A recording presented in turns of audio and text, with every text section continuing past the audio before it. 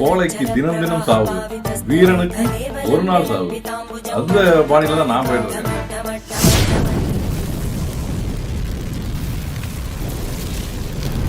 நாம் அனைவரும் ஒன்று கூடி பயணிப்பது நமது globe star PTM Ramesh YouTube channel. வணக்கம் எனதருமை மைவி 3 மற்றும் யூடியூப் சொந்தங்களே. எப்படின்னா இது வரைக்குமே நீங்கள் என்ன நினச்சானீங்க, எனக்கு ஒரு இமி கூட டென்ஷனே கிடையாது. ஆனால் நிறைய பேர் எனக்கு கால் பண்ணி கேட்குறீங்க, சார் எனக்கு பதட்டமாக இருக்குது, பயமாக இருக்குது, கம்பெனி என்ன ஆகுமோ ஏதாகணும். நம்ம எல்லோரும் தெரிஞ்சு தான் சேர்ந்துருக்கோம், தெரியாமல் சேரல. எதுவாக இருந்தாலும் நம்ம தான் பார்த்துக்கணும். அதனால் நிறைய பேர் இப்போ பதட்டத்திலே இருக்கீங்க. அந்த பதட்டம் எதுக்குன்னு கேட்குறேன். நீங்கள் போகிறபடி வேலைக்கு போயிட்டே இருங்க. என்னென்ன வேலை பார்க்குறீங்களோ அந்த வேலையை பாருங்கள். நம்மளோட முதலாக இருக்குது. எந்த வகையிலும் எந்த பாதிப்பும் இல்லை. நம்மளுக்கு வரக்கூடிய காலத்துக்கு கண்டிப்பாக சேரும். நம்ம இவ்வளோ நாள் பார்த்து உள்ளார வச்சுருக்கோம்ல, அது நம்மளோட முதல் தான். நம்ம மைவி 3 ஆர்ட்ஸில் இன்றைக்கி இப்போ எவ்வளோ இருக்குது, ஒவ்வொருத்தங்களுக்கும் ஓஎம்முக்கு இவ்வளோ இருக்குன்றது ஓஎம்முக்கு வந்துருச்சு, பிஎம்முக்கு இவ்வளோ இருக்குன்றது இன்னும் 2 டேஸில் வந்துடும். இன்னும் சில்வர், கோல்டு, டைமண்ட் இவங்களுக்கு வரணும். அதுக்கு அடுத்தது சிஎம்க்கு வரணும். இப்போ பார்த்தீங்கன்னா எனக்கெலாம் கிட்டத்தட்ட இப்போ 1.5 லட்ச ரூபா ஆட் பார்த்து வச்சுருக்கேன்.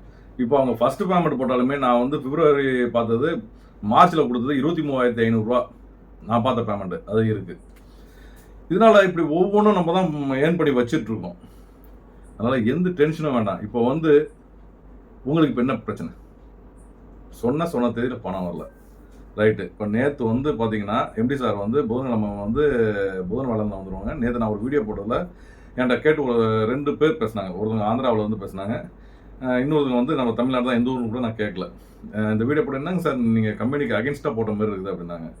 இது நீங்களும் கேட்டிங்களா? நான் எல்லா வீடியோலாம் சொல்லியிருக்கேன்.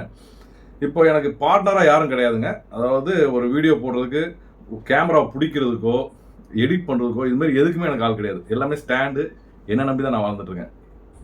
பதிலுக்கு பேசுறது கூட ஒரு சின்ன ஒரு டைலாக் கொடுத்து பேசுறதுக்கு கூட என்கிட்ட ஆள் இல்லை. அப்போ ஒரு விஷயத்த சொல்லி கொடுத்து பேசுறதுக்கு கூட ஆள் கிடையாது. அதுமாதிரி நான் ஹோம்ஒர்க் எதுக்குமே ஹோம்ஒர்க் பண்ணுறதில்ல. உங்கள்கிட்ட சொல்லியிருக்கேன், பேசிகிட்டே இருக்கிறது. ஏன்னா அவர் கேட்குறாரு அகென்ஸ்டாக இருக்குது. ஆமாம் சார், நான் இப்படி பல குழப்பங்கள் நம்ம கம்பெனியில் உள்ளவங்களுக்கு பல குழப்பங்கள் ஓடிட்டுருக்கு. இந்த கம்பெனிக்குள்ள இருக்கவங்களுக்கு ஓடிட்டு இருக்கிறத 2 பேர் பேசுகிற மாதிரி நானாக எனக்குள்ளே பேசுகிற மாதிரி அதை காட்டுறேன். ஆனால் விஷுவலாக அதில் காட்ட தெரில எனக்கு. அதான் உண்மை. அவங்கள்ட்ட சொன்னோன்னே, விளக்கம் சொன்னோன்னே அவங்களுக்கு புரிஞ்சிருச்சு. சரி, ரைட்டு தான். அதுக்கப்புறம் சொல்கிறேன் பாருங்க, இது நானாக சொல்கிற மாதிரி. அப்போ 2 பேர் இருந்தோன்னா 2 பேர் பேசுறது, ஒருத்தவங்க நெகட்டிவாக பேசுறதும், ஒருத்தவங்க பாசிட்டிவாக பேசுறதும், இது உங்களுக்கு எல்லாமே ஒரு புரிதல் வரும். நான் ஒன்று சொல்கிறேன் கேளுங்க. எதுக்கு இதை சொல்ல வந்தேன்னா முதல்ல சொல்லிடுறேன். இப்போ உங்களை நான் பயம்புறுத்தி வச்சு நான் என்ன பண்ண போகிறேன்? வாழ்க்கையை எதிர்கொள்ள போகிறது நம்ம. எது நடக்குதோ இந்த செகண்ட் தான் நம்மளை, நான் நேற்றே ஒரு வீடியோவில் இதை மனசில் வச்சு தான் சொன்னது. இந்த செகண்ட் தான் நம்மளுக்கு உண்டானது. அடுத்த செகண்ட் என்ன வேணாலும், யாருக்கு வேணாலும் என்ன வேணாலும் நடக்கலாம். எதுவுமே நம்ம நிர்ணயிக்க முடியாது. எல்லாமே அவன் செயல். இதை முதல்ல நீங்கள் வாழ்க்கையில் ஒன்று புரிஞ்சுக்கங்க. அதாவது கோழைங்களுக்கு தினம் தினம் சாவு, வீரனுக்கு ஒரு நாள் சாவு. நான் எதுக்கு கோழைங்களுக்கு சொன்னேன்னா, பயந்து அப்படியே ஓடிடுவாங்க. பயந்து மட்டும் என்ன ஆக போகுதுன்றேன். எதா இருந்தாலும் நீங்கள் தானே உங்கள் வாழ்க்கையை வாழ்ந்தாலும், நீங்கள் தானே எதா இருந்தாலும் எதிர்கொண்டு ஆகணும். அப்புறம் பயந்து மட்டும் என்ன ஆகிடப்போகுது? தயவு செய்து பயப்படாதீங்க. நான் அவ்வளோதான் சொல்லுவேன். பயந்தா எந்த கதையும் நடக்காது. என்ன நம்ம செய்யணும், அடுத்த கட்டம் என்ன செய்யணும் கூட யோசனை பண்ணுறது, யோசனை வராது. இதுதான் உண்மை. நம்ம யோசிக்கணும். நம்ம அது கூலாக இருக்கணும், சில்லுன்ட்டு. இதை பாருங்க, 1000 கதை ஓடிட்டு இருக்கோம். கூலாக இருப்பேன். எதுக்கு இருக்கணும்? டென்ஷன் தேவையில்லை. ஒரு வீடியோவில் கூட டென்ஷனாக போடுறது மாதிரி போட்டிருந்தேன்ல, அது அந்த கமெண்ட்ஸ் இதேமாரி தான். இப்போ கமெண்ட்ஸில் என்ன போடும், பேட் வேர்ட்ஸ் யூஸ் பண்ணாங்கன்னு சொல்லியிருக்கேன், நிறைய வாட்டி சொல்லியிருக்கேன். அந்த பேட் வேர்ட்ஸ் யூஸ் பண்ணுறது எனக்கு ரொம்ப சங்கடம். ஏன்னா நிறைய நம்ம வீட்டு பிள்ளைங்களும் நிறைய இருக்காங்க, ஒவ்வொருத்தங்க வீட்டு பிள்ளைங்களும் அதில் இருக்காங்க. பார்த்தீங்கன்னா லேடிஸ் அதிகமாக இருக்காங்க நம்ம சேனலில், அவ்வளோ பேர் பார்க்குறாங்க. அந்த ஒரு இதுதான். இப்போ உங்களுக்கு பேச தெரிஞ்ச பேட் வேர்ட்ஸ் எனக்கு பேச தெரியாதா? நான் ஏன் அப்படி இருக்கேன்? ஏங்க எல்லாத்தையும் கடந்து வந்தவங்க நான், உங்களை மிஞ்சி பேசுவேன் நான். அந்த பேட் வேர்ட்ஸில் கமெண்ட் போடாதீங்க தயவுசெய்து. கருத்துக்கள் சொல்லுங்கள். எனக்கு அது யூஸ்ஃபுல்லாக தான் இருக்குது. நீங்கள் சொல்கிற ஒவ்வொரு கருத்தும் நான் நிறைய பேர் சொல்கிறேன். நம்ம நெகட்டிவ் கமெண்ட்னு சொல்லக்கூடியவங்க சொல்கிற யோசனை கூட நம்மளுக்கு இல்லைன்னு கூட நான் நிறைய பேர் சொல்லியிருக்கேன்.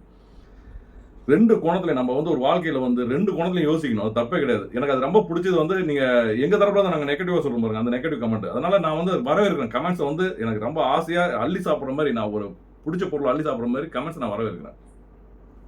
அதை விட்டுட்டு நீங்கள் இந்த பேட் வேர்ட்ஸ் தயவுசெய்து யூஸ் பண்ணாங்க. அப்படி யூஸ் பண்ணோன்னா வாங்க, வல்கராக பேசணுன்னா கூட என் நம்பர் தான் உங்களுக்கு எல்லாருக்குமே தெரியும். வாங்க பேசி தான் பார்த்துருவோம். எப்படி தான் நீங்கள் பேசிடுறீங்க, நம்மளாம் என்னென்னு பார்த்துருவோம். மறந்துலாம் போல ஒன்றும், எல்லாம் ஆக்டிவாக ஓடிட்டு தான் இருக்குது. தயவு செய்து இன்னொரு வாட்டியும் சொல்கிறேன், தயவு செய்து நெகட்டிவாக பேசுங்க. அந்த நெகட்டிவ் பாசிட்டிவ் அந்த கர்மாவெல்லாம் எதுனா இருக்கட்டும். ஆனால் இந்த ஒத்தப்பட வார்த்தை தயவு செய்து பேசுறீங்க, அருவருப்பாக இருக்குது. அது பேசி என்ன தேவை போகுது?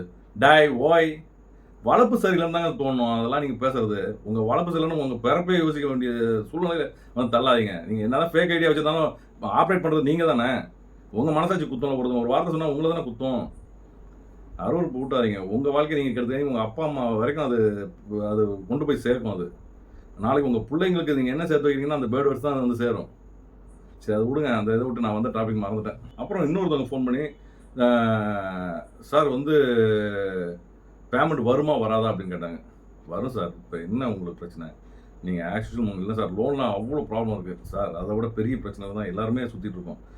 ஒரு லெவலுக்கு மேலே உள்ளவங்க யாருமே கிடையாது. நம்மள மாதிரி எல்லாமே மிடில் ஸ்டேஜில் தான் எல்லாருமே இருக்காங்க. அதனால் எதுவுமே யோசிக்காதீங்க. இன்று பொழுது நம்மளதானது என்னவோ அதை மூவ் பண்ணுங்கள்.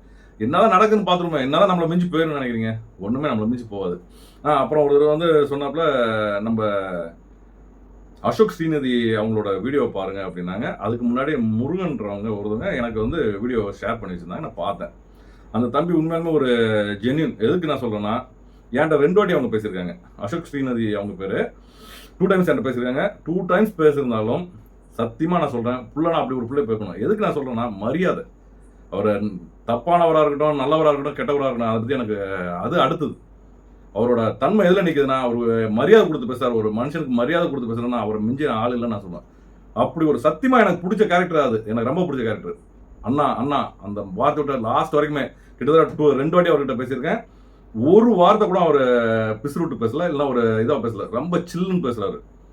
அண்ணா ஏற்கனவே உங்கள்கிட்ட 40 மினிட்ஸ் பேசியிருக்காங்களா அப்படின்னு சொல்லி அடுத்த வாட்டி பேசியிருந்தாங்க. நான் ஃபர்ஸ்ட் வாட்டி பேசும்போது நம்பரை சேவ் பண்ணி வச்சிருக்கேன், அவங்களோட நம்பரை. அவ்வளோ ஒரு தன்மையாக பேசுகிறாப்புல. ஆனால் சொல்கிறாப்புல, நம்ம கம்பெனி இப்படிலாம் போயிட்டு இருக்கு, நீங்கள் தயவுசெய்து வீடியோ போடாதீங்கன்னா, இந்த கம்பெனியோட நிலவரம் சரியில்லை அப்படின்றது என்கிட்டே சொன்னாங்க. நான் இது வரைக்கும் ஸ்ப்ரெட் பண்ணவே இல்லை. இதை பற்றி அவர்கிட்ட பேசுறது கூட நான் இது வரைக்கும் எங்கேயுமே சொல்லலை. யாராவது என்கிட்ட ஃபோன் பண்ணி கேட்டாங்கன்னா நான் பேசுகிறேன்றதுக்கு நான் சொல்லியிருக்கேன். அது சொல்லியிருக்கேன் ஒழிஞ்சு மற்றபடி இல்லை. ஆனால் எதுக்கு அவரை வந்து உயர்வாக சொல்கிறேன், தாழ்வாக சொல்கிறேன்னா, அவரோட எண்ணங்கள் என்ன வேணா இருக்கட்டும். பட் என்கிட்ட பேசும்போது ஒரு நல்ல வளர்ப்புன்னு சொல்லலாம். அவங்க தாய் தந்தை வந்து வளர்ப்பு, நல்ல வளர்ப்பு, ஒரு மரியாதை கொடுத்து பேசக்கூடிய ஒரு நபராக அவர் இருக்கார். அதுமாரி பார்த்தீங்கன்னா நம்ம எம்டி சாரை நான் நேரில் பார்த்துருக்கேன். நம்ம திருநெல்வேலி அப் ஓப்பனிங்கில் அவங்களும் சில்லுன்ட்டு ஒரு அருமையான ஒரு இது. 2வது மோட்டிவேஷனான மனுஷன் நம்ம எம்டி சார். எப்படின்னா அவங்கள பார்த்தாலே பிரிக் ஆயிரும். சத்தியமாக அது வந்து இன்றைக்கும் அதை நினச்சாலே எனக்கு அவ்வளோ ஒரு பவர்ஃபுல்லாக இருக்குது நம்ம எம்டி சார் பார்த்தது. அது இல்லாமல் சார்கிட்ட 2 வார்த்தை பேசுறதுக்கும் எனக்கு ஒரு சூழ்நிலை உருவாகி சார்கிட்ட நானும் பேசினதுல அவ்வளோ சந்தோஷப்பட்டவன், அவ்வளோ சந்தோஷப்பட்டுட்டு இருக்கேன் இன்றைக்கும். நான் என்ன நிறைய விஷயங்கள் நான் கடந்து வந்துட்டேன். அதனால கூட நான் வந்து ஃப்ரீயாக இருப்பேன். ஏன்னா உங்களுக்கு தாங்குற சக்தியில் எல்லாம் வயசு பிள்ளைங்க. இப்போ வந்து பார்த்தீங்கன்னா அடுத்த மூவ் என்ன தெரியாமே தான் நீங்கள் டென்ஷனில் பதட்டத்தில் ஓடிட்டு இருக்குது. நமக்கு இல்லை, எது வந்தாலும் நம்ம தான் பார்க்கணுன்ட்டு சத்தியமாங்க. என் தலை மேலே ஆனே யார் மேலே வேணும் சத்தியம் பண்ணுவேன். ஒரு துளி கூட எனக்கு பயம் இல்லை. உண்மை. ஏன்னா வாழ்க்கையில் அவ்வளோ ஏமாற்றங்களை ஏமாந்துட்டேன். ஒரே ஒரு விஷயம் இதில் நான் சொல்ல விரும்பப்படுறேன். அதாவது அடுத்த பிறவி வேணான்னு ஈசனை கும்பிடுறவங்க, நல்ல ஒன்று கேட்டுங்க, அடுத்த பிறவி வேணான்னு ஈசனை கும்பிடுறவங்க யாருக்கிட்டையும் அவங்கள நம்ம ஏமாத்திடக்கூடாது. நல்லா கேட்டுங்க. நான் வந்து மறுபிறவி வேணான்னு வாழ்ந்துட்டு இருக்கேன். அடுத்தவங்களை ஏமாற்றக்கூடாது. ஆனால் நம்ம வந்து அடுத்தவங்கள்ட்ட ஏமாறலாம். நான் ஏமாந்துருக்கேன், நிறைய ஏமாந்துருக்கேன். ஏன்னா நம்ம வந்து ஒருத்தவங்களை ஏமாத்திட்டு போறோம்னா திருப்பி அந்த கடன் அடைக்கிறதுக்கு நம்ம அடுத்த ஒரு பிறவி பிறந்து வரணுன்றது நானா நினச்சிக்கிறேன்னா இது ஏதோ என் மைண்டில் ஏறிடுச்சு அது. அதனால் நான் யாருக்கிட்டுமே ஏமாற்ற மாட்டேன்னு ஒழிஞ்சு ஏமாறுவேன். ஏன்னா அவனுக்கு நான் கொடுக்க வேண்டிய கடன் போல அதை அடைக்கிறதுக்கு தான் இந்த ஜென்மத்தில் வந்திருக்கேன் அப்படின்றது தான் என்னோட தாட்டு. சத்தியமாக எனக்கு மறுபிறவி வேண்டாம். யார் வேணாலும் என்னை ஏமாத்திக்கிங்க. கொடுக்க வேண்டிய கடன் தான் கொடுத்துட்டு போகிறேன். இந்த ஜென்மத்தில் என்னை எவ்வளோ யூஸ் பண்ண முடியுமோ யூஸ் பண்ணிக்கங்க. இந்த ஒரு ஜென்மம் தான் எனக்கு போதுண்டா சாமி. மனுஷன் பிறவின்றதோட இந்த பிறவின்றதே வேண்டான்ற முடிவுக்கு வந்துட்டேன். சரிங்களா? உங்கள் காசு யார்ட்டையும் நீங்கள் விட்டுட்டு போக வேண்டாம். ஏன்னா நீங்கள் உழைச்சி சம்பாதிச்ச காசு. அது இல்லாமல் உழைக்க முடியாத சுச்சுவேஷனில் பல பேர் வந்து ஒவ்வொரு பொருட்களையும் இதில் வந்து சேர்ந்ததை பார்த்தாலே பொருட்கள் அடகு வச்சு அதிகமாக சேர்ந்தவங்க நிறைய பேர். ஆர்சி புக்கு, வண்டி டிரைவிங் லைசன்ஸ், அந்த ஆர்சி புக்கை வந்து வச்சு ஜாயின் பண்ணவங்க நிறைய பேர். இப்படி பார்த்தீங்கன்னா எல்லாருமே பார்த்தா மிடில் ஸ்டேஜ்லேருந்து டவுன் ஸ்டேஜில் உள்ளவங்க எல்லாருமே நம்ம இருக்கோம். இதில் இவர் மட்டும் ஏன் இப்படி பேசுகிறார்? அதில் வந்து நிறைய பேர் சொல்கிறாங்க வியூவர்ஸ் இது ஏன் இதை வேணால் ஸ்க்ரீன்ஷாட் எடுத்து அனுப்புகிறேன். எவ்வளோ வியூவர்ஸ் வருது பட் பைசா வருது கீசா வருது. இன்ன வரைக்கும் எனக்கு அந்த வாய்ப்பே இல்லைங்க. 10 பைசா இந்த மாதிரி யார்ட்டையும் நான் இது வரைக்கும் வாங்கினதும் இல்லை. அதுக்கு உண்டான இதுவும் என்கிட்ட தகுதியும் என்கிட்ட கிடையாது. சரிங்களா? எனக்கு வந்து சில்லுன்ட்டு உங்கள்கிட்ட பேசிட்டு இருக்கேன் பாருங்க, இதுதான் சந்தோஷம். நீங்கள் கமெண்ட்ஸ் பண்ணுங்க, எனக்கு ரொம்ப பிடிச்சிருக்கு. உங்கள் கமெண்ட்ஸ்லாம் சத்தியமாக வாசிச்சு முடிஞ்ச அளவுக்கு ரிப்ளை கொடுக்குறேன். அதில் ஒரு தம்பி அடிக்கடி வந்து போடுவாப்ல, நீங்கள் என் கமெண்ட்டை delete பண்ணிட்டீங்க, என் கமெண்ட்டை delete பண்ணிட்டீங்கன்னு போடுவாங்க. அவங்க அப்படி போட்டாலுமே நான் இது வரைக்கும் ஒரே ஒரு வாட்டி ஒரு கமெண்ட்டை delete பண்ணியிருக்கேன் எனக்கு தெரிஞ்சு. ஆமாம், அது எதுக்குன்னா அதில் அந்த ஒத்தப்பட வார்த்தை போட்டிருந்தாங்க. அது போட்ட உடனே எனக்கு கொஞ்சம் வல்கராக இருந்தது. அதான் ஒரு கமெண்ட் delete பண்ணியிருக்கேன். இது வரைக்கும் ஐடும் பண்ணதில்லை, எந்த கமெண்ட்டையும் நான் ஐடும் பண்ணதில்லை. ஃப்ரீயாக இருக்கட்டும். அந்த மாதிரி பேட் வேர்டு எனக்கு ரொம்ப ஒரு இதாக இருந்ததுன்னா இப்போ. ஏன்னா நிறைய பேர் கமெண்ட்ஸ் படிச்சுட்டு என்கிட்ட சொல்லுவாங்க, சார் இப்படிலாம் கமெண்ட்ஸ் வருது, நீங்கள் சொல்கிறது கரெக்ட் தான் சார், நெகட்டிவ் கமெண்ட் படிங்கன்னு சொல்லுவோம் நான் எல்லாத்தையுமே. ஏன்னா எல்லாம் தெரிஞ்சுக்கணும், நல்ல விஷயங்கள் வந்து நம்ம தெரிஞ்சுக்கணும். நம்மளுக்கு வந்து ஒரு பகுதியாக மூளை இப்படி வேலை செய்யுங்க, இன்னொருத்தவங்களுக்கு பல மடங்கு பல பகுதியில் வேலை செய்யும். அப்போது பார்த்தீங்கன்னா இதில் நான் என்ன சொல்கிறேன்னா, லைஃப்பில் வந்து ஒரு நல்ல நோக்கத்தில் போகிறவங்க அந்த ஒரு பாதையில் தான் நம்ம போயிட்டே இருப்போம். சரி, நம்ம கிடைக்கும் அந்த எதிர்மறையாக பேசுகிறவங்க பல தாட்டில் யோசிப்பாங்க. அவங்க மூலிமா நம்மளுக்கு பல விஷயங்கள் கிடைக்கும். இது நம்ம கம்பெனி மட்டும் நான் வச்சு சொல்லல, வாழ்க்கையிலே சொல்கிறேன். ஏன்னா எங்கள் அப்பா சொல்லி கொடுத்த பாடம் அதான். ஒரு புதுசாக ஒரு ப்ராஜெக்ட் நீங்கள் ஓப்பன் பண்ணுறனாலே உன் ஃப்ரெண்ட்ஸ்குள்ளாரே 4 பேர்ட்ட யோசனைகள்னா அந்த நிர்வாகத்தில் வேலை செய்யக்கூடியவங்கள்ட்ட 2 பேர்ட்ட விசாரி. அதில் பார் உனக்கு எது பெஸ்ட்டாக இருக்கோ அதை நீ யோசித்து நீ முடிவிடு.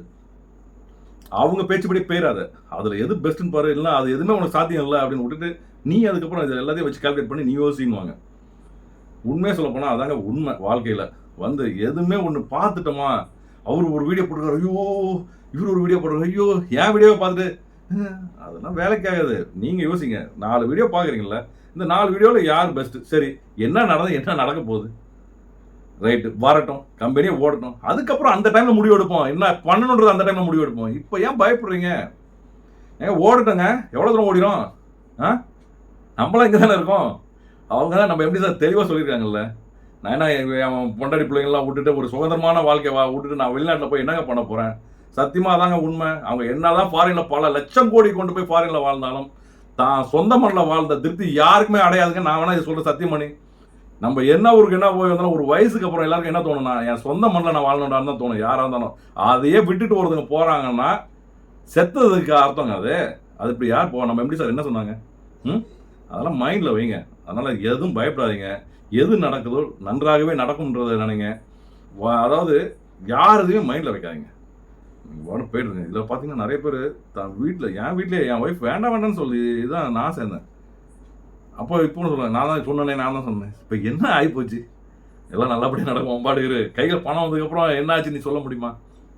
இன்னைக்கு எதுக்குங்க சேர்ந்தீங்கன்னு கேட்டவங்க நாளைக்கு நல்லபடியாக பணம் வந்துச்சுன்னா போட்ட முதல்ல எடுத்துக்கணும், நீ அந்த வார்த்தை சொல்ல முடியுமா? என் ஒய்ஃப் சொல்ல முடியுமா?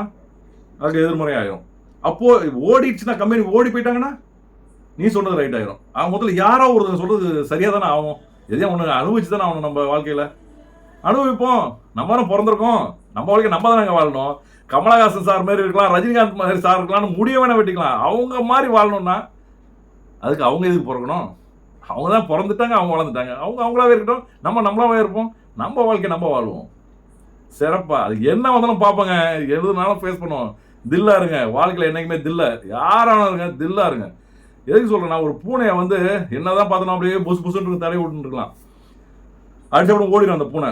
அதே பூனையை ஒரு 4 செவருக்குள்ளார மறைச்சி வச்சுட்டு தட்டி பாருங்க, புளியோட பவர்ஃபுல்லாக நிற்கும் அந்த பூனை.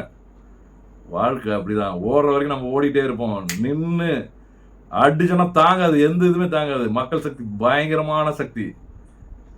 ஃப்ரீயாக இருங்க, கூலாக இருங்க.